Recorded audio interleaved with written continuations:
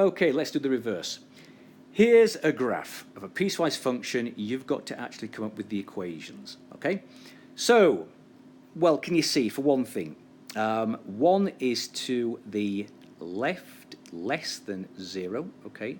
Because this is the, think about it, this is the x equals 0 line. And the other one is greater than or equal to 0. Again, because of the solid dot, okay, think about it, that's got a solid dot for the right-hand side of the x equals 0 line. So you've just got to figure out what these lines are. Well, this one on this side looks to me like it has a slope of, so it goes, what does it go up? It goes up to, it looks like it's got a slope of 2 and hits the y-axis at 5. This looks like 2x plus 5, okay?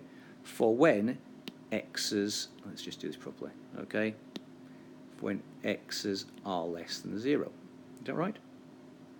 Okay, and the one on the right looks like it has a slope of -1, so -1x, and hits the y-axis at -1. Okay, again, I'll just write that a little bit better.